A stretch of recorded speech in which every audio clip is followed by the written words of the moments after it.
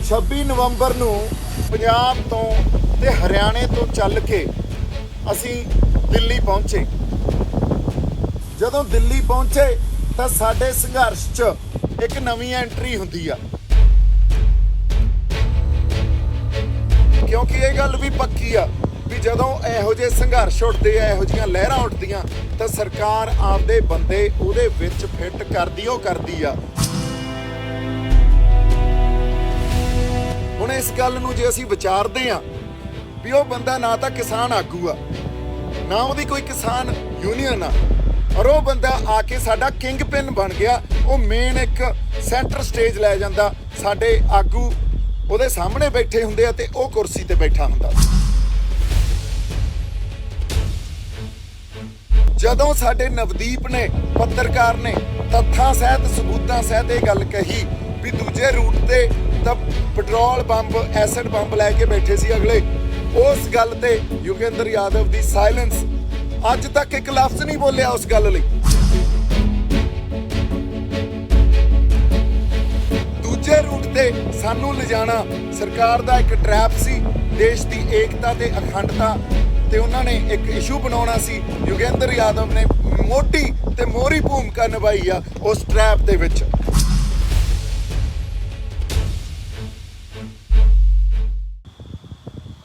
ਸਤਿ ਸ਼੍ਰੀ ਅਕਾਲ ਜੀ, ਵਾਹਿਗੁਰੂ ਜੀ ਕਾ ਖਾਲਸਾ, ਵਾਹਿਗੁਰੂ ਜੀ ਕੀ ਫਤਿਹ।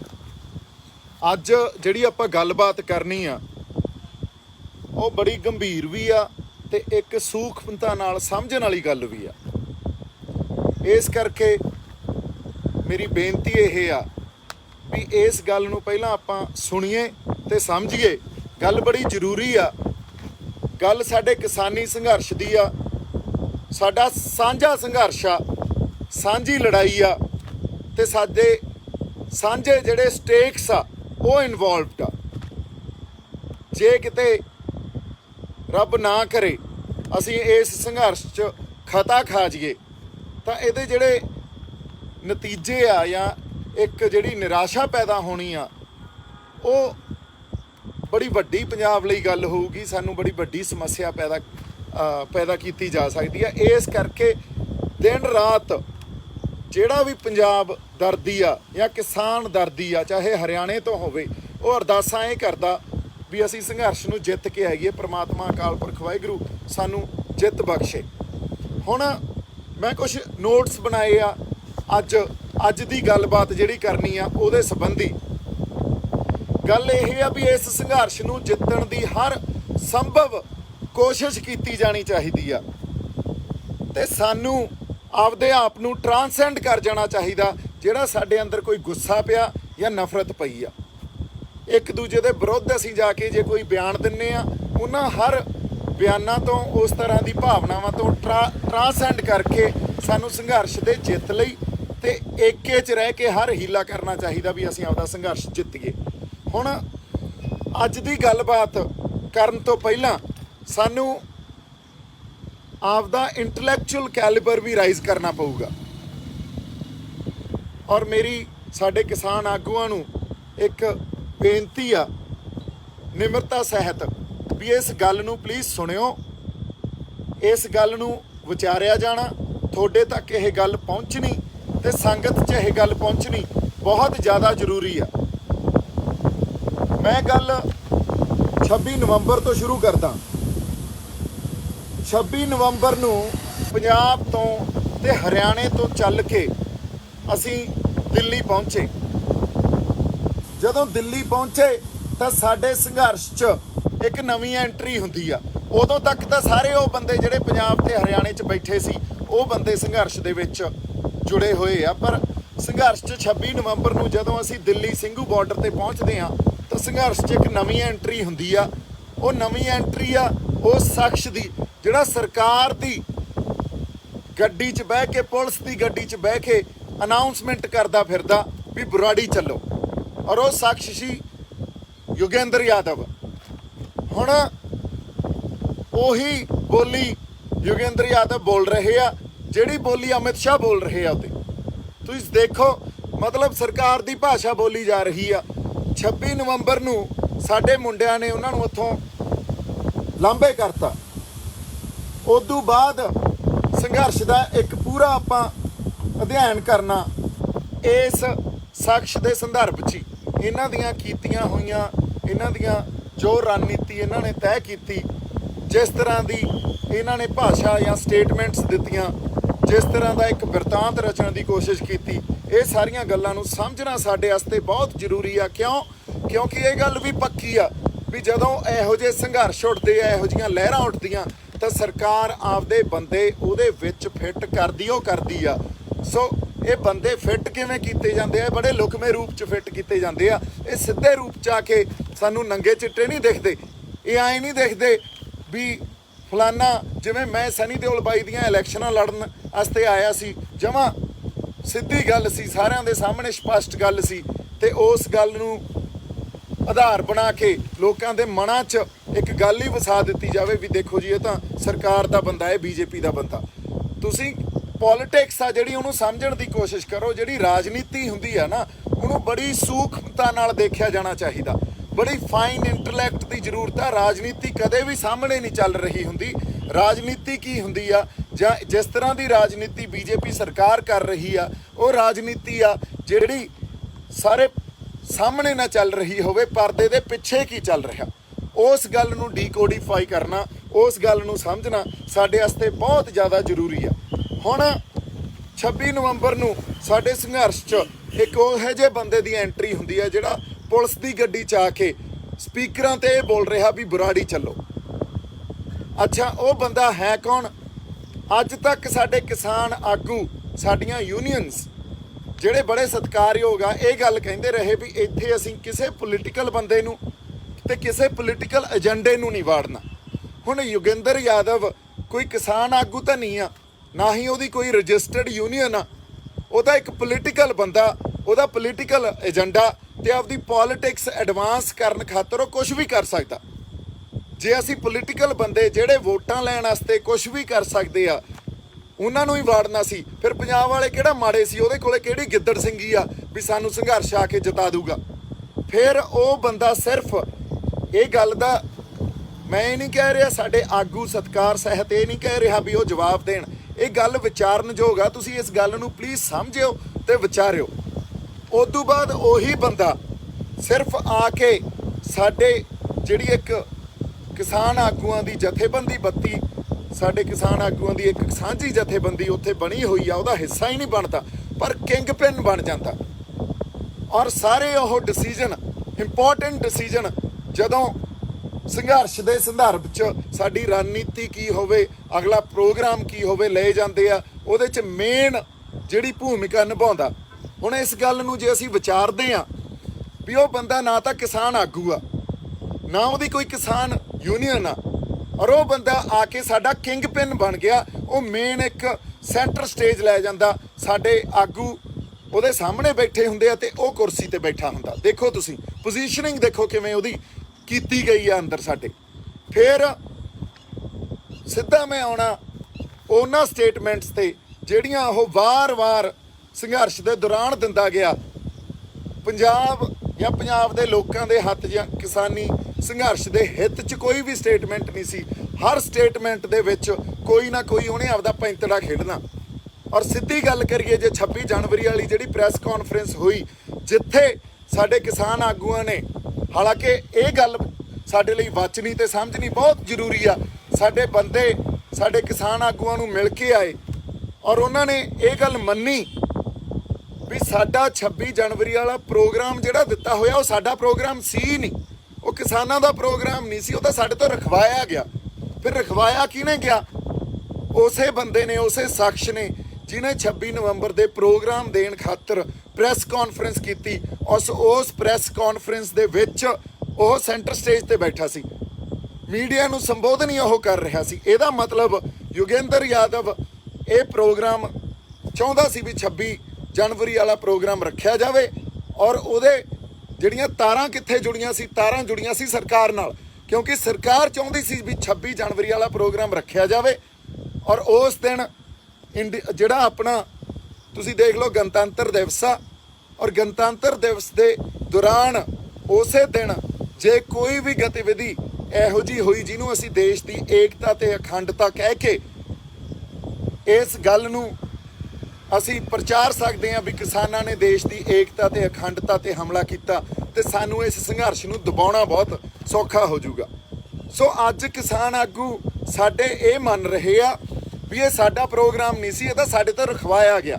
ਰਖਵਾਇਆ ਕਿਹਨੇ ਗਿਆ? योगेंद्र यादव ने सेंटर स्टेज 'ਚ बैठ के ये गल ऐलानी भी गणतंत्र के दिन किसान दिल्ली में अंदर जाके अपनी एक ट्रैक्टर रैली करेंगे। अगर किसान नहीं करेगा तो कौन करेगा? हम दिल्ली के अंदर जाएंगे। उदू बाद तुसीं ये वेखो ਜਿਹੜੀਆਂ ਪੁਲਿਸ ਨਾਲ ਦਿੱਲੀ ਪੁਲਿਸ ਨਾਲ ਮੀਟਿੰਗਸ ਹੋ ਰਹੀਆਂ ਸੀ, ਨੈਗੋਸੀਏਸ਼ਨ ਚੱਲ ਰਹੀਆਂ ਸੀ, ਉਹਦੇ 'ਚ ਵੀ ਯੋਗੇਂਦਰ ਯਾਦਵ ਸ਼ਾਮਲ ਸੀ। ਔਰ ਉੱਥੇ ਇਹ ਸਹਿਮਤੀ ਬਣਾਈ ਜਾ ਰਹੀ ਸੀ ਵੀ ਜਿਹੜਾ ਰਿੰਗ ਰੋਡ ਦੀ ਗੱਲ ਕੀਤੀ ਆ ਉਹ ਰਿੰਗ ਰੋਡ ਨਹੀਂ ਜਾਵਾਂਗੇ, ਕਿਸੇ ਹੋਰ ਰੂਟ ਤੇ ਤੁਹਾਨੂੰ ਜਾਣ ਨੂੰ ਕਿਹਾ ਜਾਊਗਾ। ਤੇ ਯੋਗੇਂਦਰ ਯਾਦਵ ਨੂੰ ਇਸ ਗੱਲ ਦੀ ਜਾਣਕਾਰੀ ਸੀ ਵੀ ਰੂਟ ਕੋਈ ਹੋਰ ਹੋਊਗਾ, ਪਰ ਯੋਗੇਂਦਰ ਯਾਦਵ ਨੇ 24 ਤਰੀਕ ਤਾਈਂ 25 ਤਰੀਕ ਤਾਈਂ ਆਪਦੇ ਪੱਤੇ ਹੀ ਨਹੀਂ ਖੋਲ੍ਹੇ।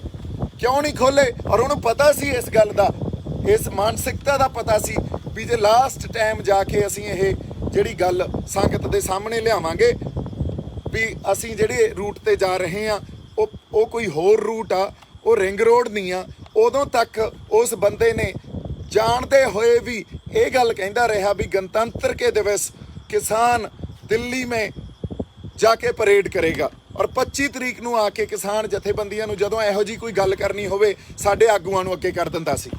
ਸੋ ਇਹ ਕੋਈ ਸਾਡਾ ਕਿਸਾਨ ਯੂਨੀਅਨ ਦਾ ਆਗੂ ਗੱਲ ਨਹੀਂ ਕਰ ਸਕਦਾ ਜਾਂ ਇਹੋ ਜੀ ਸਟ੍ਰੈਟਜੀ ਨਹੀਂ ਬਣਾ ਸਕਦਾ। ਇਹੋ ਜੀ ਸਟ੍ਰੈਟਜੀ ਕੋਈ ਸਟ੍ਰੈਟਜਿਸਟ ਬਣਾ ਸਕਦਾ ਹੁੰਦਾ ਤੇ ਯੋਗੇਂਦਰ ਯਾਦਵ ਉਹੀ ਸਟ੍ਰੈਟਜਿਸਟ ਆ। ਹਮੇਸ਼ਾ ਉਹਨੇ ਅੱਜ ਤੱਕ ਪੰਜਾਬ ਵਿਰੋਧੀ ਸਟੈਂਡ ਲਿਆ, ਹਮੇਸ਼ਾ ਉਹਨੇ ਅੱਜ ਤੱਕ ਤੁਸੀਂ ਇਹ ਵੇਖ ਲਓ ਆਪਦੀਆਂ ਵੋਟਾਂ ਨੂੰ ਜਾਂ ਆਪਦੀ ਪੋਲੀਟਿਕਸ ਨੂੰ ਮੂਹਰੇ ਰੱਖ ਕੇ ਫੈਸਲੇ ਲਏ ਆ। ਉਹਦੀ ਪੋਲੀਟਿਕਸ ਐਡਵਾਂਸ ਕਰਨਾ ਉਹਦਾ ਮੇਨ ਮਕਸਦ ਹੁੰਦਾ। ਫਿਰ ਸਾਡਾ ਪ੍ਰੋਗਰਾਮ ਰਖਵਾ ਜਾਂਦਾ, ਉਸ ਤੋਂ ਬਾਅਦ ਇਹ ਗੱਲ ਕਿੱਥੇ ਜਾ ਕੇ ਡਿਕਲੇਅਰ ਹੁੰਦੀ ਆ ਵੀ ਅਸੀਂ ਰਿੰਗ ਰੋਡ ਨਹੀਂ, ਅਸੀਂ ਤਾਂ ਜੀ ਹੋਰ ਪਾਸੇ ਜਾਵਾਂਗੇ। ਜਦੋਂ ਸਾਡੇ ਨਵਦੀਪ ਨੇ ਪੱਤਰਕਾਰ ਨੇ ਤੱਥਾਂ ਸਹਿਤ ਸਬੂਤਾਂ ਸਹਿਤ ਇਹ ਗੱਲ ਕਹੀ ਵੀ ਦੂਜੇ ਰੂਟ ਤੇ ਤਾਂ ਪੈਟਰੋਲ ਬੰਬ ਐਸਿਡ ਬੰਬ ਲੈ ਕੇ ਬੈਠੇ ਸੀ ਅਗਲੇ, ਉਸ ਗੱਲ ਤੇ ਯੋਗੇਂਦਰ ਯਾਦਵ ਦੀ ਸਾਇਲੈਂਸ, ਅੱਜ ਤੱਕ ਇੱਕ ਲਫ਼ਜ਼ ਨਹੀਂ ਬੋਲਿਆ ਉਸ ਗੱਲ ਲਈ। ਫਿਰ ਅਗਲੀ ਗੱਲ ਦੇਖ ਲਓ ਤੁਸੀਂ, ਦੂਜੇ ਰੂਟ ਤੇ ਸਾਨੂੰ ਲਿਜਾਣਾ ਸਰਕਾਰ ਦਾ ਇੱਕ ਟਰੈਪ ਸੀ, ਦੇਸ਼ ਦੀ ਏਕਤਾ ਤੇ ਅਖੰਡਤਾ ਤੇ ਉਹਨਾਂ ਨੇ ਇੱਕ ਇਸ਼ੂ ਬਣਾਉਣਾ ਸੀ। ਯੋਗੇਂਦਰ ਯਾਦਵ ਨੇ ਮੋਢੀ ਤੇ ਮੋਹਰੀ ਭੂਮਿਕਾ ਨਿਭਾਈ ਆ ਉਸ ਟਰੈਪ ਦੇ ਵਿੱਚ, ਸਾਨੂੰ ਉਸ ਟਰੈਪ 'ਚ ਫਸਾਉਣ ਖਾਤਰ। ਤੇ ਉਹਨਾਂ ਨੇ ਟੂਲ ਕਿਹਨੂੰ ਬਣਾਇਆ?